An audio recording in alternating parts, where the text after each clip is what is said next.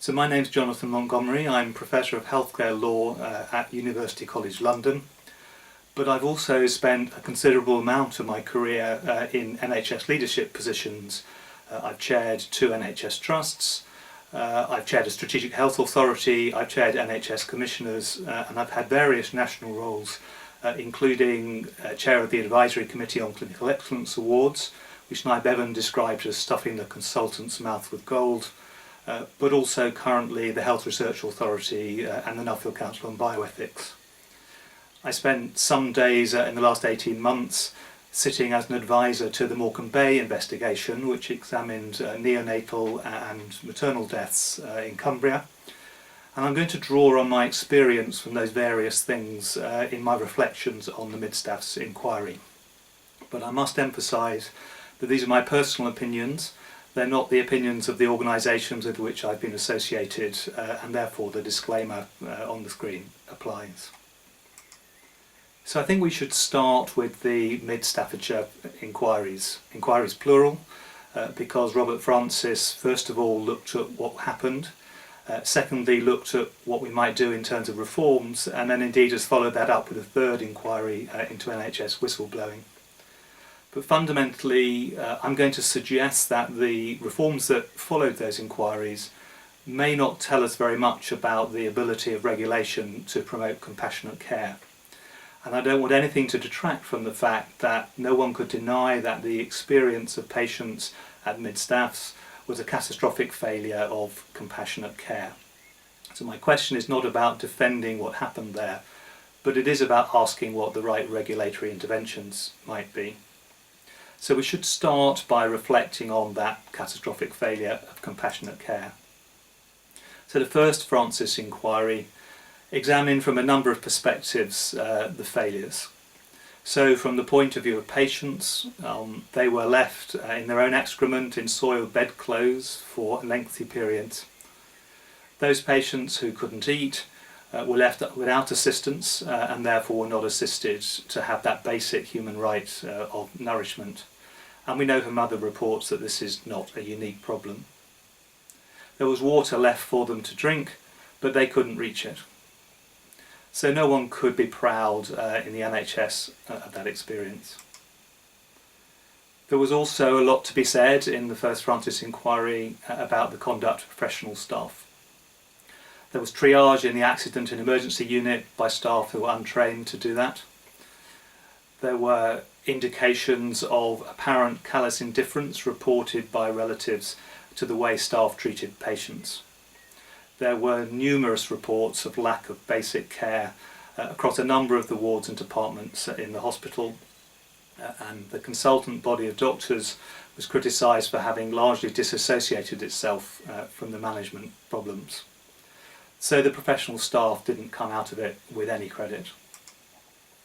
The culture at the Trust was fundamentally not conducive to the quality of care that patients are entitled to expect, and it didn't provide a supportive environment in which staff could work.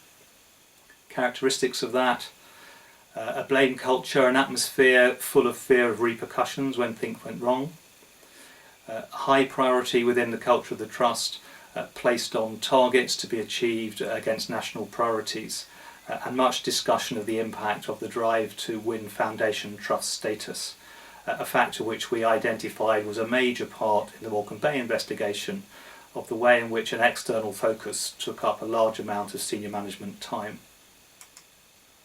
About the governance structures, well, the first Francis inquiry found things that were quite similar to what we found in the Morecambe Bay investigation.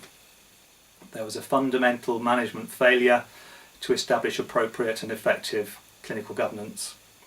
So it wasn't that the problems were new, they emerged over a long period. There were long-term deficiencies both in the quality and training of staff and of governance, both at Mid-Staffordshire and at Morecambe Bay, and the board lacked urgency in addressing those problems. Francis found at the Mid-Staffs Trust that there was a focus on statistics and formal reports rather than understanding what the experience that patients had was like. And there was a similar lack of communication at Morecambe Bay. Francis argued that what you saw there was a focus on the systems and feeding the monitoring processes, not on what they added up to for the quality of care for patients. So how has the NHS responded to that? Well, at headline levels, my point will be that we've introduced an awful lot of regulatory interventions and we've had something of a blind faith that they will deliver better, high quality care for patients. So we've gone down the track of a regulatory solution, but we're far from clear whether or not that really is the nature of the problem and can solve it. So what did that involve? So the second Francis inquiry, the one that led to recommendations for the system and now to a significant amount of reform, fundamentally argued 290 different recommendations, but I want to pick up broadly three groups of them. There was the idea that somehow regulation could promote more compassionate professionals. Recommendations focused on the way they were recruited, the way they were trained, on levels of staffing. And then there's a group of regulations introduced to try and promote more compassionate management. And in particular, I want to talk about the requirements both for ordinary staff, but particularly at director level for the promotion of good character and how that operates. And then thirdly, a set of recommendations designed to regulate for a more open culture. And in particular, duties of candour. And I think if you read the Francis inquiries, it's important to think about duties of candour in the plural, not the singular, because he proposed a whole range of them, some of which I shall talk about shortly. And then another aspect of regulating for open cultures is the promotion of whistleblowing. And indeed, the failure to make progress on that led to a third Francis inquiry looking at creating a more hospitable culture for whistleblowers in the NHS.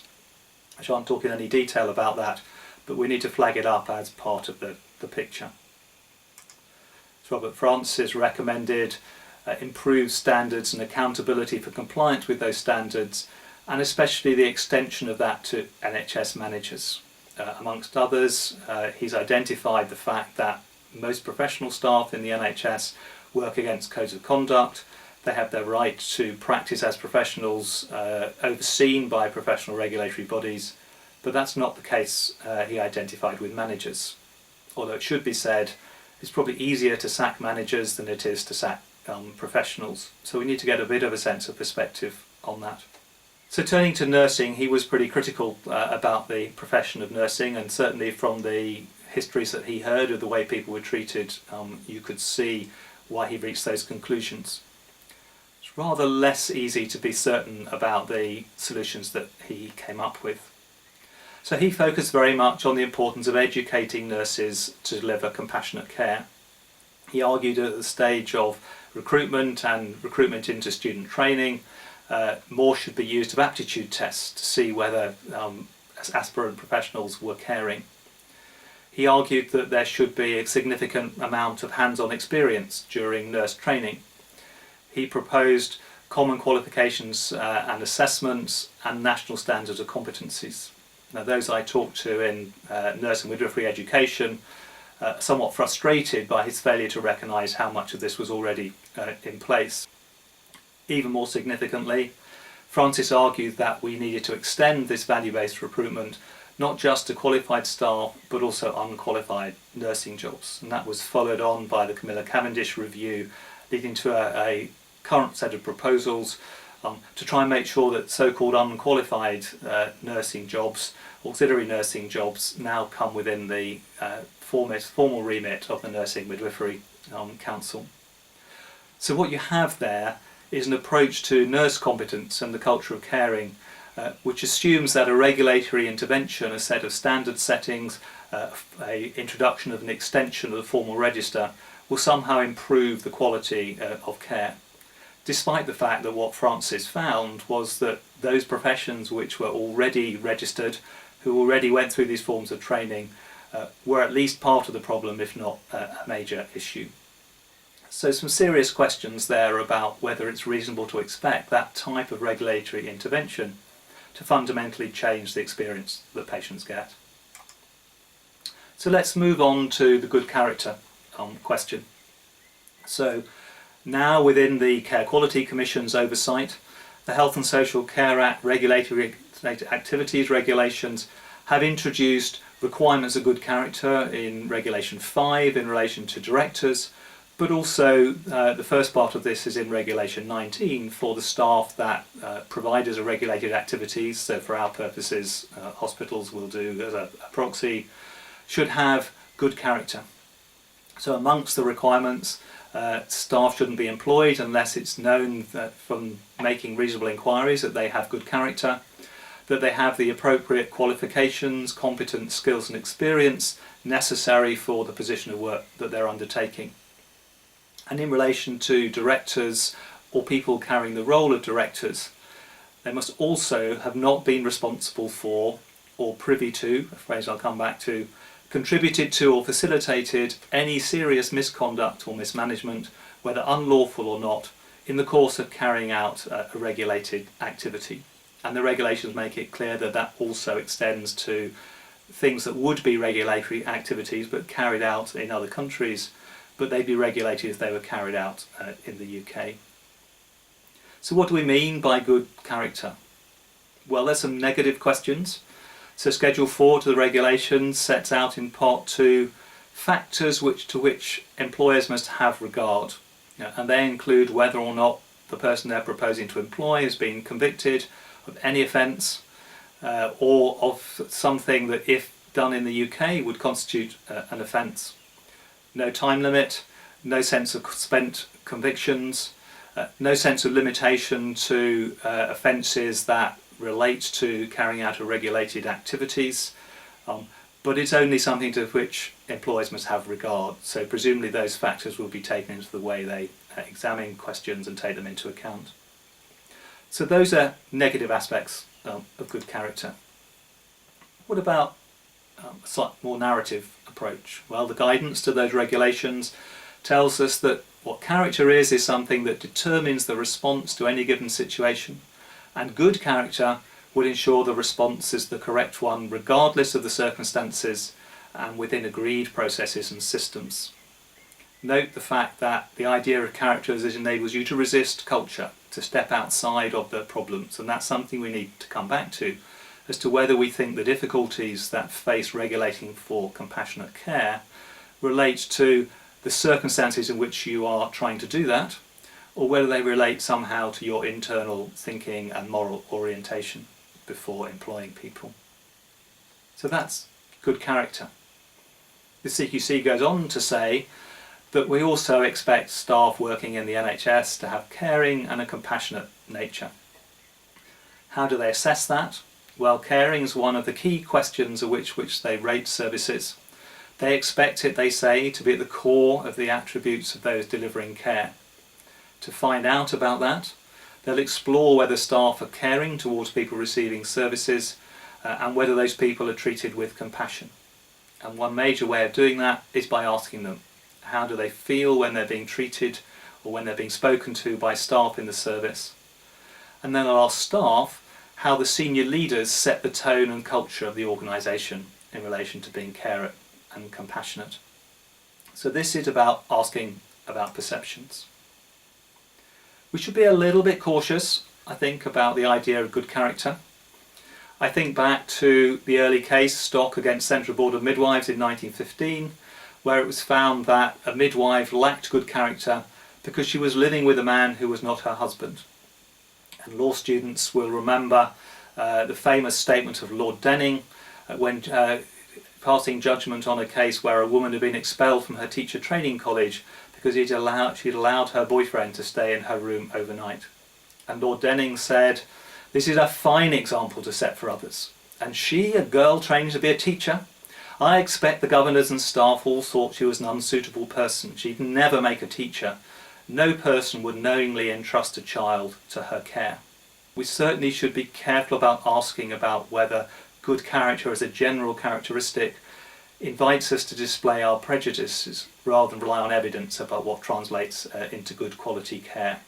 And the regulator response invites particular types of power to be exercised and opens up to questions about our ability to be appropriately responsive to various sorts of diversity.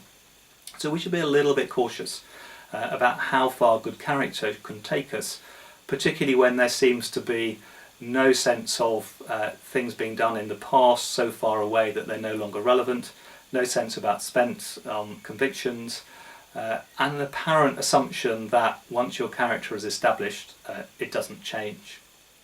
So we should be a little bit cautious about how far good character can take us when it's a question of individual personal attitudes as opposed to behaviours. I also think there are reasons to be cautious about the responsible persons test. The thing that Francis suggested we introduce to make sure that the leaders of NHS bodies live up to the sort of expectations that we have of professionals. I mentioned the scope of privy to. If it means merely knowing about, well, there can be nobody who's read the Francis inquiry who isn't, in one sense, privy to that mismanagement. The Care Quality Commission developed the language of something in which I might have been complicit. Solicitors Beechcrofts, in their guidance to NHS trusts, suggest that what they should be looking for is evidence to suggest that the individual was aware of serious misconduct or mismanagement and didn't take appropriate action to ensure that it was addressed. That may be asking a considerable amount of people working in cultures as described by Francis in mid-Staffordshire, where they can reasonably be seen to have given up because they think that nothing much can be done. And we certainly heard from people at the Montgomery Can We investigation who told us that they'd given up raising questions because nothing ever happened when things were reported. So we need to be confident that the responsible persons test will be used appropriately. But it didn't take very long for the CQC to receive a series of challenges by a group described as a group of whistleblowers and campaigners against 20 senior NHS leaders whom they felt were tainted by their contact with past scandals and were not fit and proper people to hold director positions. We don't know who they were. The Health Service Journal took the view that it was inappropriate for them to identify the individuals against whom these allegations had been made until some due process had been followed. But the key point here is that what started off as something designed to create an open, caring culture has been used to create the opportunity to allege blame and may have contributed to a whole set of questions around whether or not this promotes a blame culture or helps to have openness and transparency. And time will tell where this takes us. So what about the group of issues around the duty of candour? I mean, there are some things that Francis identified which are absolutely central to the Morecambe Bay investigation. The failure to fully disclose things that the board knew to the regulators in the process of getting Foundation Trust approval. The failure to respond when staff reported concerns, and Francis recommended that whenever concerns were reported, they should always get feedback on what, if anything, had happening. But most important were Francis's argument that we should create statutory duties of candour, cases where it's thought that some death or serious harm may have been caused by the care given in an institution, that there should be a statutory duty to report that to families, patients and their carers, and that there should be penalties for failing to do that, including in cases where misleading statements were made in regulatory processes, some criminal offences. Well, action's been taken again in the Health and Social Care Regulated Activities Regulations of 2014, and you'll find these in Regulation 20, and Regulation 20 has associated guidance from the Care Quality Commission. And in summary, and the details are much more complicated, the duty of candour requires that where a provider offers services and discovers that there's been an unintended or unexpected incident which in the reasonable opinion of a healthcare professional could result in or appears to have resulted in death or severe, moderate harm or prolonged psychological harm to a service user, then it's necessary for the service provider, so the hospital, to provide an account which must include an apology. There are also duties on individuals, but they're framed slightly differently. And just in case the NHS doesn't know, an apology means an expression of sorrow or regret. I wish I could say the NHS did know that, but when I was an NHS chairman, I had to send many letters back because they hadn't actually expressed an apology for things that had happened to patients. There's something of a paradox in regulating for compassionate care, and I want to end with some concerns about the role of regulation in this area. So first of all, what's the connection between the character of carers, the context in which they're giving the care, and the behaviours that they exhibit and what actually they do? And one of the big challenges of regulation is what is it that we are assessing and what are we able to formally assess? Do we assess it by asking the experience of the person receiving the care, which has led us into interest in the patient experience through the family and friends test? Fundamentally, would you recommend this hospital to your family and friends? Or are we trying to find something about the attitude of the caregiver? Could I give very poor care compassionately, good care with completely callous attitudes to patients? And which would those matter? So what's our regulatory target? Is it being compassionate or is it doing the right thing? And there's a whole set of tensions in what makes it possible for people to do the right thing. We used to, in the old days, have significant trust in our professions. We used to think in terms of the agencies of professionals able to exercise the discretion they were trained and experienced in doing. We used to call that clinical freedom. The regulatory responses turn that into a question of corporate regulation, which moves us away from individual professional discretion into the questions of have we complied with the expectations in a way that can be appropriately measured, and if we fail to meet up to the measures, can be redressed by some form of managerial intervention. So we're trying to get at the idea of character, but we're trying to do that by controlling people's actions, controlling the context in which they work, and therefore leaving them much less scope to act in the way that their conscience suggests to them. So whether we can really regulate actions in order to get to character, or are we trying to regulate away from bad character, so that it doesn't matter if someone has poor character and lack of compassion, because we've identified what it is they're expected to do? Well, that's fundamentally the challenge of regulatory approaches to securing compassionate care. And I think one of the key examples for us to look at in relation to this is what happened in relation to the Liverpool care pathway. So the Liverpool care pathway, which was developed by experts, as you might guess, in Liverpool, experienced in high quality palliative care, was seen as a model of good practice. It was championed in a whole series of policy documents and national strategies, and then someone had the great idea of trying to regulate to make sure that it was rolled out across the country. And all hell broke loose. We set up an inquiry to examine the implementation, and that inquiry told us that the Liverpool care pathway entirely reflected the ethical principles that should provide the basis of good quality care at the end of someone's life. The problem wasn't in the ethical principles, the character that lay behind those guidelines, it was the implementation. And the review found that the implementation of the pathway is not infrequently associated with poor care. So what went wrong? Well, fundamentally what seems to have happened is that the Liverpool care pathway was implemented in a way that focused on compliance with the processes set out in the document, not in terms of focusing on the individual care that was provided to the patient in front of them. To quote from the review, the Liverpool care pathway appears to be being used by some clinicians as a protocol to be followed, rather than as a set of alerts and guidelines for good practice, as it's intended. But that's fundamentally the regulatory bind. You set out what should happen, you measure whether people have done it, and then you hold them to account if they hadn't.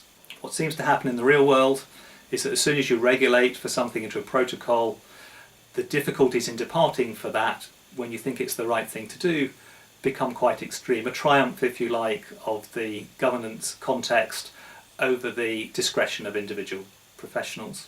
So we should be very cautious about whether regulation can actually deliver professional attitudes.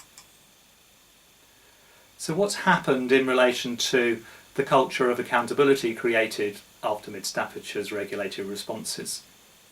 Well, a cynical view would say that we forced transparency on people, we've made them apologise, we've made them subject to increased penalties if they fail to be transparent and they fail to say sorry, which you can see connected very much with a traditional positivist view of the law championed by John Austin of UCL, that law consists of commands backed by sanctions. And therefore what you do is you look at what you might call the bad person's view of the law. What will happen if I break this rule? Will I be caught? How will I be punished? That's pretty hard to connect with the idea that we're trying to promote the human virtue of compassion. And you can see what can go wrong with the ability of the fit and proper persons test to provide a vehicle for a witch hunt.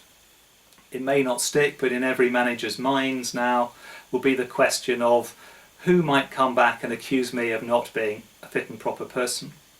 We know that it's really hard to find clinicians to be prepared to step up to senior leadership positions because their colleagues see them as having converted to the dark side.